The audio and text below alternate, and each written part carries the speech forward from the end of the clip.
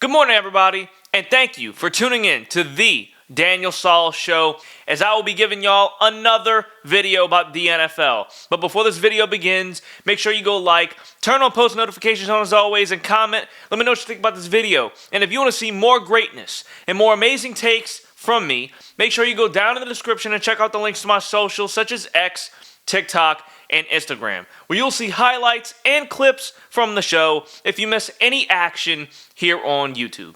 Let's dive into the video.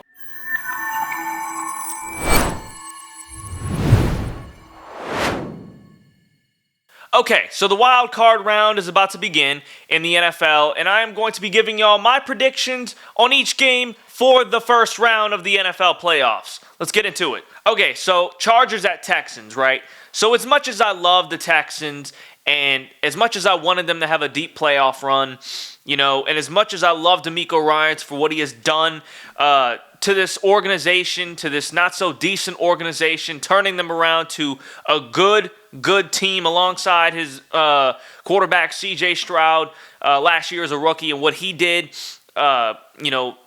defying all odds and performing at a great level for a rookie quarterback. It was just sensational. It was nothing short of sensational and great work from both of those guys to turn around the organization and make that team great. But there's no Stephon Diggs. Lost to injury for the season. No Tank Dell. He probably won't play till 2026 if his career is not over. So all of those guys that they're losing, especially guys that they've lost on the defensive side of the ball, it's just they're depleted. Okay, they're depleted, right? Joe Mixon, Nico Collins, Dalton Schultz, they're not enough. Okay, they're great players, but they're not enough, right? They lost those guys that they needed, and that's what's causing them to not be the team that they could potentially be. They're depleted.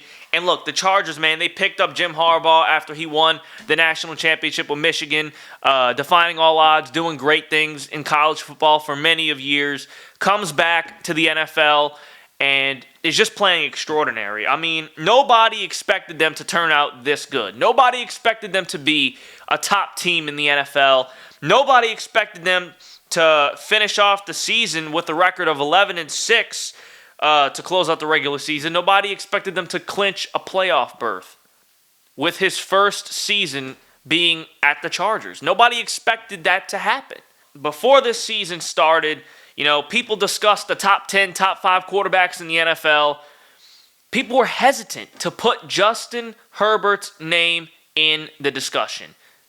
After this season, there is no question he's a top 10 quarterback in the National Football League. I have the Chargers winning at Houston in a close and hard-fought game, 19-17. All right, so Steelers versus Ravens, Saturday, January 11th, just like the last game. Look, as much as I hate the Ravens, as much as I despise Lamar Jackson and the Baltimore Ravens, I don't like them at all. I try and be very unbiased with this team. But at the end of the day, they're going to kill the Steelers, okay? They're a more complete football team, okay? It's not logical to say that the Steelers would win. I mean, as much as I want to sit up here and say how I think the Steelers would beat the Ravens, it's just not going to happen, okay? It's not going to happen. The Steelers are a good team, right? And you got to give props to Mike Tomlin, man. Since his arrival, they have been exceptional. He hasn't had a losing record, a losing season. It just hasn't happened.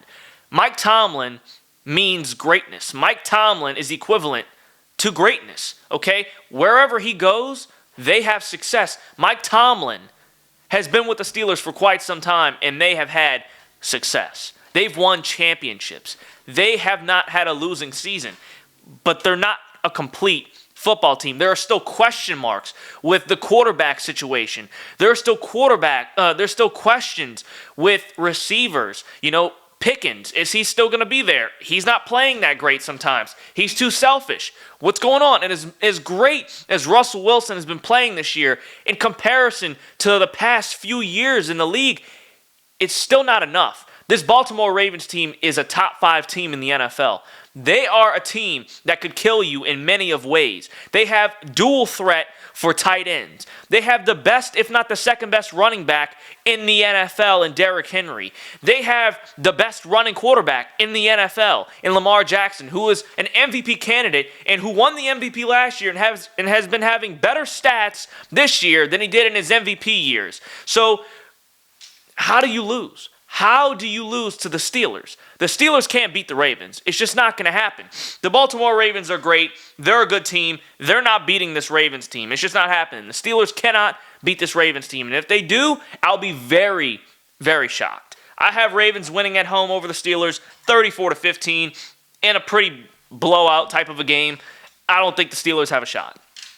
All right, so the Broncos and the Bills. Okay, Sunday, January 12th. This is also another easy one to call because, look, Bo Nix has been balling out this year, right? Bo Nix has played great, comes out of Oregon just like Justin Herbert, no expectations. He gets a team captain role. For the first time in Broncos franchise history, in I think a very, very long time, that a rookie quarterback or rookie player has gotten a team captain role for the Broncos. I mean, it's been a very long time. Okay, he's done some great things. What Sean Payton has done, leaving New Orleans and what he did in New Orleans, going to the Broncos, getting Russell Wilson the hell out of his team, and what he was able to do this year, I mean, it's just extraordinary. I mean, it's just great. 10-11 wins this season. They've been balling. But it's not in comparison. It can't compare to Josh Allen's season. It can't compare to the Bills. Okay? It's not what they have been. It's not comparable. Going into the season, the Bills had no expectations because they lost their receivers. Stephon Diggs went to Houston. Gabe Davis left. Josh Allen has nobody to throw the football to, nobody to trust. The questioning for the coaching jobs. There was questions if Sean McDermott was going to be there next year because of the job that they keep doing in the playoffs. They keep falling to the Chiefs. They keep losing. Okay, in my opinion, it's the biggest rivalry in the NFL in the past, 10, 15 years.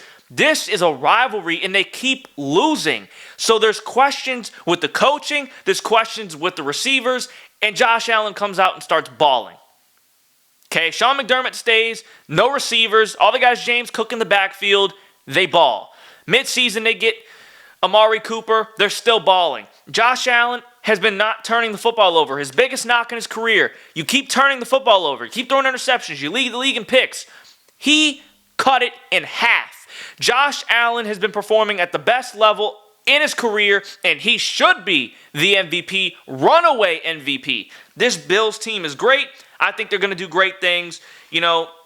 They're expected to be god-awful, and they weren't. So at the end of the day, this team is going to be great. They're going to win games. So I have the Bills winning this one at home over the Broncos pretty convincingly, 42-18. Thank you guys so much for clicking on this video. Make sure you go like, turn on post notifications on as always, and comment. Let me know what you think about this video. And if you want to see more greatness and more amazing takes from me, make sure you go subscribe to my channel because I'll be back with more videos, more hot takes, and more analysis for you about sports very soon. Peace out, y'all.